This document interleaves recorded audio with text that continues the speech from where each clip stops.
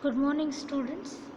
Last લેક્ચરમાં આપણે એસી conductivity 6.1.1b start કરી હતી અને આપણે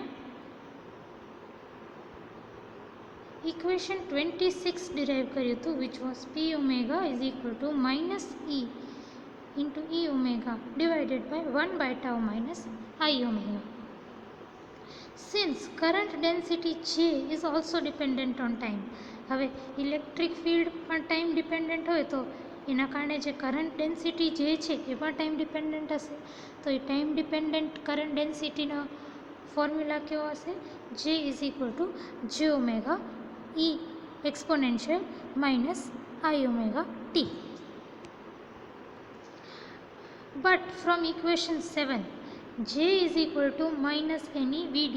આપણે ઉપર ઇક્વેશન 7 જોઈ. J is equal to minus any VD, where n is the number density of electrons per unit volume, E is the electric charge and VD is the drift velocity. આ આપણે equation 7માં જોયું હતું 2 lecture પહેલાં.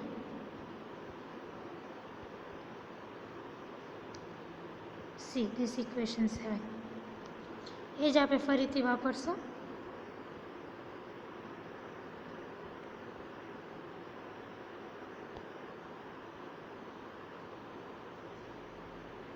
J is equal to minus NE VD. હવે આ VD છે એની જગ્યાએ હું P બાય M સબસ્ટિટ્યુટ કરીશ. કઈ રીતે? તો જો તમને ખબર છે P is equal two MV, momentum is equal two mass into velocity. તો હું M ને આ નીચેની બાજુ લઈ આવું તો P by M is equal to V થઈ શકે. So velocity is equal to momentum by mass, V is equal to P by M. તો આ જે ડ્રિફ્ટ વેલોસિટી છે એની જગ્યાએ P બાય M પુટ કરી દઉં તો તમારી ઇક્વેશન 28 કેવી થઈ જશે? J is equal to minus NE into P by M. Using P is equal to P omega exponential minus I omega T and J is equal to J omega e raised to minus I omega T in equation 28. એટલે આ equation 28માં તમે જુઓ તો J is equal to J omega exponential minus I omega T substitute કરો અને આ P ની જગ્યાએ P omega e raised to minus I omega T substitute કરો, કારણ કે એવું આપેલું છે ઇક્વેશન 27 અને ઇક્વેશન 23માં. 27 અને ઇક્વેશન 23 આ જે છે એ તમે ઇક્વેશન 28માં J અને P ની જગ્યાએ સબસ્ટિટ્યુટ કરો તો તમારી ઇક્વેશન 28 કેવી બની જશે? J ની જગ્યાએ J omega e raise to minus I omega T is equal to minus NE by M પછી આ જે P છે એની જગ્યાએ P omega into e raise to minus I omega T. તો આ આવી કંઈક ઇક્વેશન બનશે. J omega e raise to I omega T is equal to minus NE by M P omega e raise to minus I omega T. હવે આ ઇક્વેશનમાંથી બંને side જો e raise to minus I omega T છે તો બંનેને cancel કરી દો તો તમારી ઇક્વેશન કેવી થાય? J omega is equal to minus NE by M into P omega. એને તમે ઇક્વેશન 29 નામ આપ્યું. So your equation 29 is J omega is equal to minus NE by M into P omega. Putting equation 26 in equation 29. હવે equation 26 જુઓ તમે.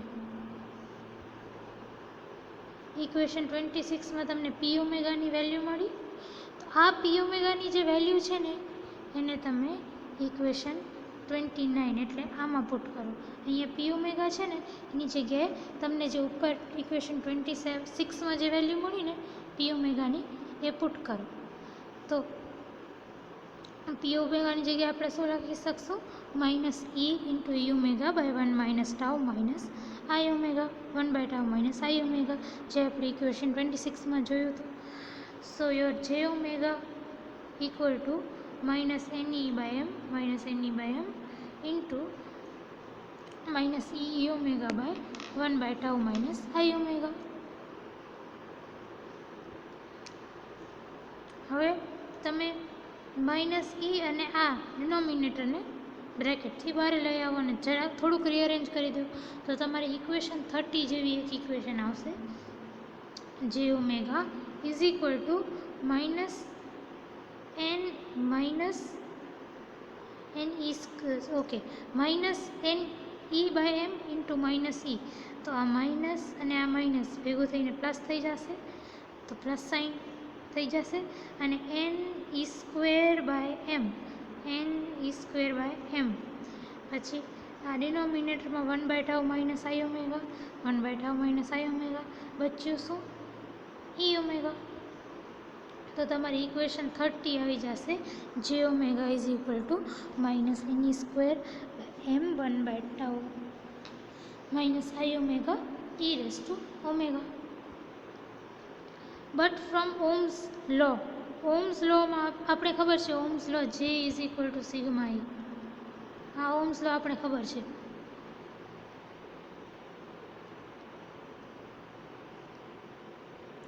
પણ હવે આપણે જે ઇઝ ઇક્વલ ટુ સિગ્મા એની જગ્યાએ જે omega is equal to sigma omega into E omega લખશું. શું દર્શાવવા કે આ એસી કન્ડક્ટિવિટીની વાત થાય છે. Sigma omega is AC conductivity because we have applied AC electric field E omega અને એના કારણે એસી કરંટ ડેન્સિટી જે ઓમેગા રહેશે. તો આપણે ઓમ્સ લોને આ રીતે લખીએ એસી ફિલ્ડમાં જે omega is equal to sigma omega into E omega. એને તમે ઇક્વેશન 31 નામ આપો. હવે sigma is your conductivity and omega shows that it is due to AC field. So sigma omega is nothing but AC conductivity. Comparing equations 31 and 30. હવે આ બે ઇક્વેશનને તમે compare કરો. ઇક્વેશન 31, 30 અને 31 ને તો LHSમાં બંનેમાં જે ઓમેગા છે અને RHSમાં બંનેમાં E ઓમેગા છે. તો બચ્યું શું? આ બ્રેકેટ અને સિગ્મા ઓમેગા સેમ હશે. તો sigma omega is equal to this bracket NE²/m 1/tau minus I omega. એ જ વસ્તુ મેં અહીંયા ઇક્વેશન લખી છે. Sigma omega is equal to NE²/m 1/tau minus I omega. હવે આ ટાઉને તમે ઉપર મલ્ટીપ્લાય એન્ડ ડિવાઈડ કરો તો NE²/tau તમે મલ્ટીપ્લાય એન્ડ ડિવાઈડ કર્યું તો શું થશે? NE²/tau into m into NE²/tau divided by m into 1/tau into આ ટાઉ છે તો એ 1 થઈ જશે minus I omega tau minus I omega tau. તો તમારી ઇક્વેશન આવી કંઈક થઈ જશે. Sigma omega is equal to NE²/tau/m 1 minus I omega t.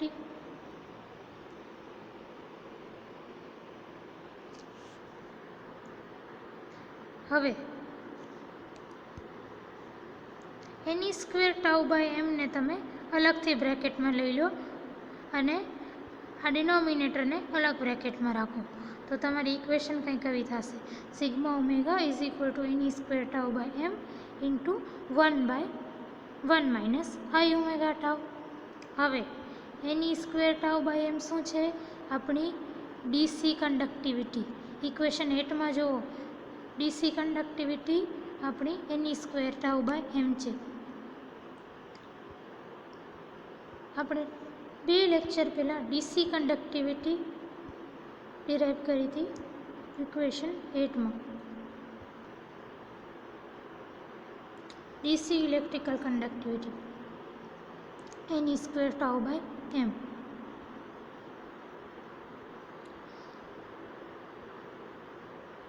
હવે એ ડીસી ઇલેક્ટ્રિકલ કન્ડક્ટિવિટીને આપણે સિગ્મા 0 વડે ડોનેટ કરશું.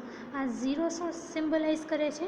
એ રિપ્રેઝેન્ટ કરે છે કે આ ડીસી કન્ડક્ટિવિટીની વાત થાય છે. તો DC conductivity is N square tau by M.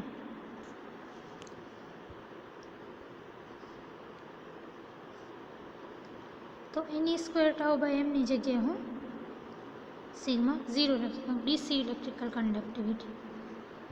So your equation 31 will become sigma omega is equal to sigma 0 divided by 1 minus I omega t.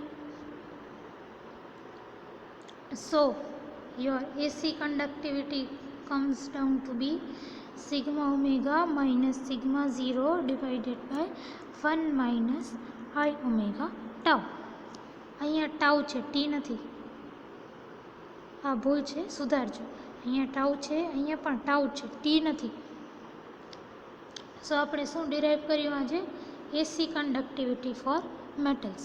So we have completed 6.1.1 B પોર્શનમાં AC conductivity.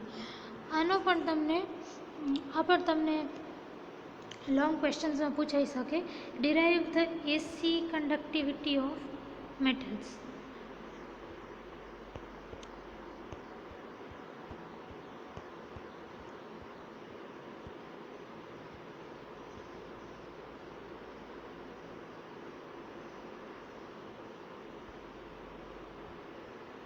જો question 2 જો આ તમે હોમવર્કમાં લઈ લો. Derive the relation for AC electrical conductivity that is sigma omega into sigma 0 by 1 minus I omega T. તો તમને જ્યાં સુધી આપણે કર્યું 131 ટુ પેજ 134 આ પોઈન્ટ સુધી ડિરાઈવ કરવાનું છે. આ રીતે તમને લોંગ ક્વેશ્ચનમાં આવી શકે.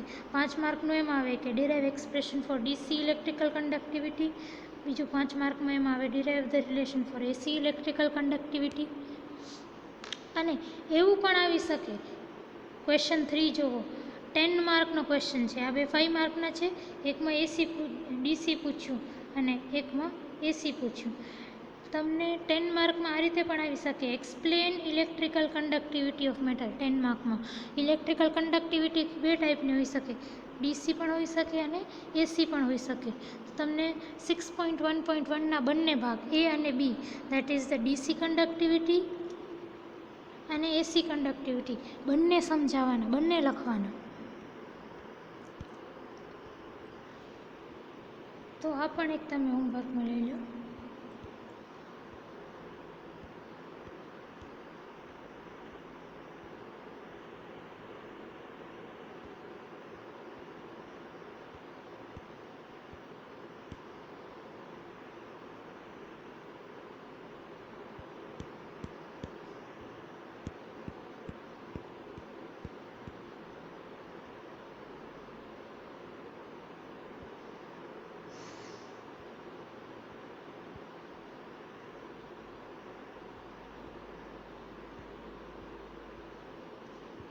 Now next topic that we'll see is મેગ્નેટોકન્ડક્ટિવિટી. મેગ્નેટોકન્ડક્ટિવિટી તમે નવું સાંભળ્યું હશે કંઈ. What is magnetoconductivity? Magnetoconductivity is the term use to denote electrical conductivity as modified by the application of steady magnetic field. Magnetoconductivity એટલે શું? ઇલેક્ટ્રિક ફિલ્ડ કારણે જે conductivity થાય એને આપણે ઇલેક્ટ્રિકલ કન્ડક્ટિવિટી કહીએ. પણ સ્ટેડી મેગ્નેટિક ફિલ્ડ કારણે જે કન્ડક્શન થાય કે જે કન્ડક્ટિવિટી થાય એને મેગ્નેટોકન્ડક્ટિવિટી કહેવાય. What is magnetoconductivity? It is the conductivity as obtained by application of steady magnetic field. Electric field કારણે જે કન્ડક્શન થાય એ મેજર કરીએ આપણે ઇલેક્ટ્રિક કન્ડક્ટિવિટી. એ રીતે magnetic field, steady magnetic field લગાવીએ તો આપણે મેગ્નેટોકન્ડક્ટિવિટી મળે.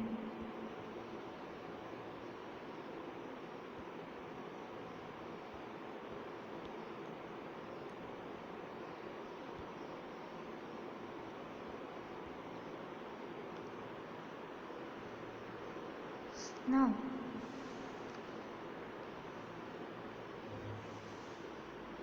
તમને equation of motion of electrons આપેલું છે. ડાયરેક્ટ બુકમાં છે ને જો મેગ્નેટો કન્ડક્ટિવિટી શું છે ડિફાઇન કર્યું અને પછી direct equation of motion of electrons in steady magnetic and electric direct આ આપેલું છે equation of motion of electrons in steady electric and magnetic field. Direct આ તમને ઇક્વેશન 34 આપેલી છે. પણ આ ઇક્વેશન કઈ રીતે આવશે એ આપણે ડિરાઈવ કરીએ તમારા સમજવા માટે. તમે ડાયરેક્ટ બુકમાં જે રીતે લખેલું છે ડાયરેક્ટ અગર આ ઇક્વેશન આપેલી છે તો તમે આ રીતે લખી શકો છો એક્ઝામમાં ઇફ યુ વિશ. બટ આપણે થોડુંક એક્સ્ટ્રા સમજવા માટે કરશું, થોડાક એક્સ્ટ્રા સ્ટેપ કરશું અહીંયાથી અહીંયા સુધી. Now, in an electric field and magnetic field, the Lorentz force is given by. આ આપણે છે ને થર્ડ સેમેસ્ટરમાં જોયું હતું. Lawrence force F is equal two QE plus V cross B. એક ઇલેક્ટ્રિક ફિલ્ડ અને મેગ્નેટિક ફિલ્ડમાં ઇલેક્ટ્રોન અગર ઇલેક્ટ્રિક ફિલ્ડ અને મેગ્નેટિક ફિલ્ડ બંનેમાં હોય તો એના ઉપર ફોર્સ લાગે અને લોરેન્સ ફોર્સ કહેવાય અને એને આપણે આ ઇક્વેશનથી દર્શાવીએ. હવે Q is equal to minus E કારણ કે આપણો ચાર્જ શું છે electron and V is equal two dr/dt. આ તો તમને ખબર જ છે velocity is the first different derivative of displacement. તો Qની જગ્યાએ માઇનસ E પુટ કરું અને Vની જગ્યાએ dr/dt પુટ કરું તો તમારું આ ઇક્વેશન કેવું થઈ જશે F is equal to minus E into E plus dr/dt cross B. That is your equation 32.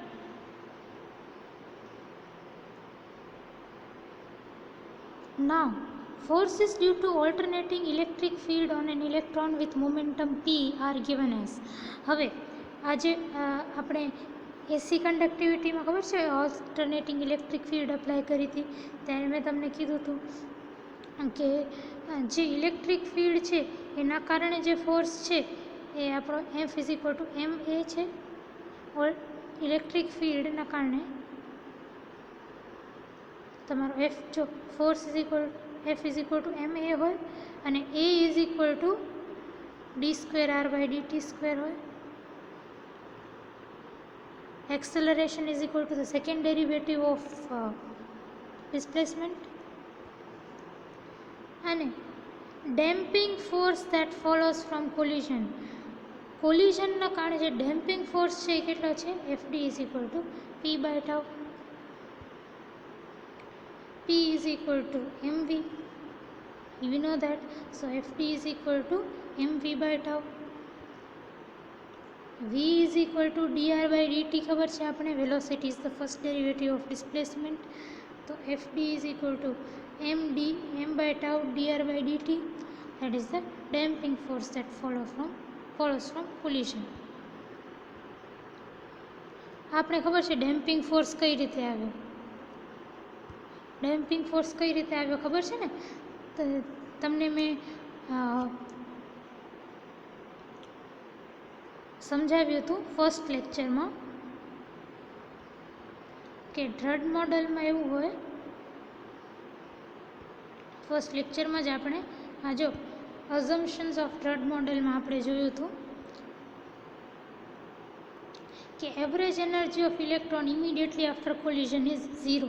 અને પછી ડીસી કન્ડક્ટિવિટીમાં આપણે જોયું હતું કે જે ઇલેક્ટ્રિક ફિલ્ડ કારણે જે ગેઇન થશે વેલોસિટી ગેઇન એટલે acceleration it will be destroyed each time a collision occurs because since the average velocity immediately after collision is 0. A collision તુરંત પછી તમારી એવરેજ વેલોસિટી 0 થઈ જાય વિચ મીન્સ કે આપણી જે ઇલેક્ટ્રિક ફિલ્ડ છે એના કારણે જે એક્સલરેશન થયું એ એક્સલરેશનને ના કારણે વેલોસિટી ગેઇન થઈ અને પાછું જે ઇલેક્ટ્રોન જ્યારે જઈને સામે તો જે વેલોસિટી આપણે ગેઇન કરી હતી એ કોલિઝન પછી પાછી ડિસ્ટ્રોય થઈ જશે એટલે વેલોસિટી પાછી ઓછી થઈ જશે. વેલોસિટી ઓછી થવી એનો મતલબ શું ડેમ્પિંગ થયું કહેવાય, ડેમ્પિંગ. આ ડેમ્પિંગ વાળી વસ્તુ આપણે લાસ્ટ લેક્ચરમાં જોઈ હતી. જ્યારે આપણે એસી કન્ડક્ટિવિટી સિગ્મા ઓમેગા ડિરાઈવ કરતા હતા ત્યારે પણ આપણે જોઈ હતી. ત્યાંથી આ એફડી આવ્યો, ધીસ વન, ડેમ્પિંગ ફોર્સ. હવે ફોર્સ જે છે એ બે ટાઈપના છે, એફ એ અને એફડી. તો આપણે બંનેને એડ કરશું, F is equal to F A plus FD. F A કેટલું છે, M D square R by DT, અને એફડી કેટલું છે, M by tau D R by DT, M by tau D R by DT. So F is equal to M D square R by DT square plus M by tau D R by DT. So comparing equation 32 and 33, equation 32 અને equation 33 ને compare કરીએ. એટલે equation 32 પણ ફોર્સની equation છે અને equation 33 પણ ફોર્સની ઇક્વેશન છે. તો આ બંનેને કમ્પેર કરીએ તો તમારી આવી ઇક્વેશન આવી કંઈક આવશે. This from equation 33 is equal to this from equation 32. So your equation will become m d square r by dt square plus m by tau dr by dt is equal to minus e into bracket ma e plus dr by dt cross b. This is your equation of motion of electrons in a steady magnetic field which will give you magnetoconductivity. તો તમને magnetoconductivity introduce કરી છે text બુકમાં, and directly they have given you the equation of motion. તમે એક્ઝામમાં આ રીતે લખી શકો if you want, એન્ડ તમને વચ્ચે આ ડિરાઈવ કરવું હોય એક્સ્ટ્રા સ્ટેપ્સ તો પણ તમે કરી શકો, યોર વિશ.